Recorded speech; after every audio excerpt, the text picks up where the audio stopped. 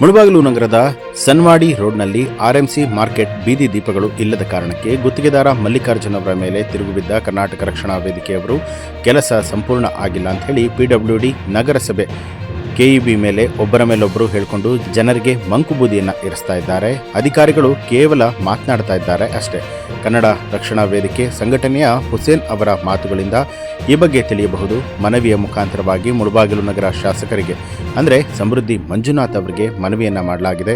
ಆದಷ್ಟು ಬೇಗನೆ ಬೀದಿ ದೀಪಗಳು ಹಾಗೂ ಉಳಿಕೆ ಕೆಲಸಗಳನ್ನು ಬೇಗನೆ ಮಾಡಿಕೊಡ್ಬೇಕು ಅಂತ ಹೇಳಿ ಅಭಿಪ್ರಾಯಪಟ್ಟರು. ಈ ಒಂದು ವಿಚಾರಕ್ಕೆ ಸಂಬಂಧಪಟ್ಟ ಹಾಗೆ ಕೃಷಿ ಉನ್ನತ ಮಾರ್ಕೆಟ್ ಸಮಿತಿಗೆ ಮನವಿ ಪತ್ರವನ್ನು ಸಲ್ಲಿಸಲಾಗಿದೆ.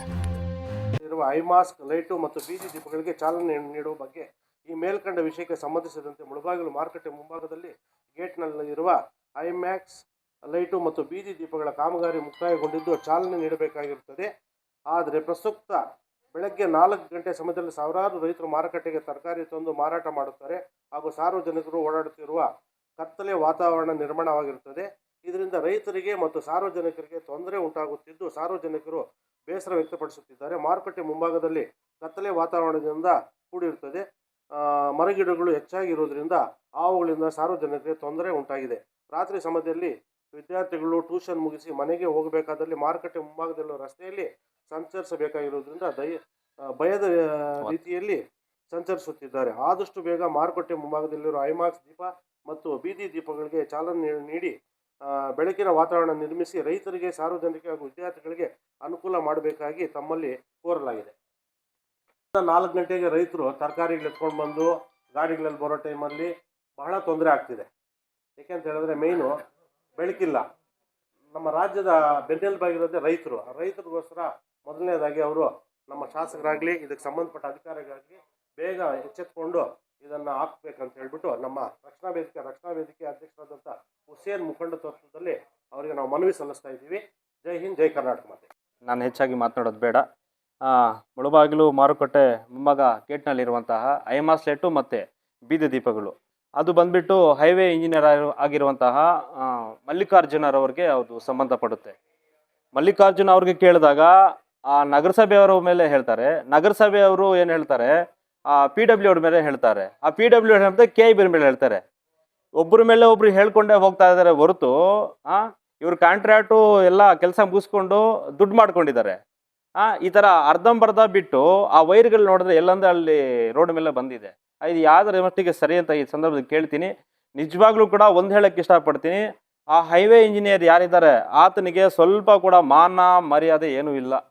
ನಿಜವಾಗ್ಲೂ ಕೂಡ ಬೆಳಗಿನ ಜಾವ ರೈತರು 4 ಗಂಟೆ ಮಂಜುನಾ ಹೇಳ್ದಂಗೆ 4 ಗಂಟೆಗೆ ಬೆಳಗಿನ ಜಾವ 4 ಗಂಟೆಗೆ ನಮ್ಮ ಮನೆ ಪಕ್ಕದಲ್ಲಿ ಇರೋದನ್ನ ಮೇಲಿಂದ ನಾನು ನೋಡ್ತೀನಿ.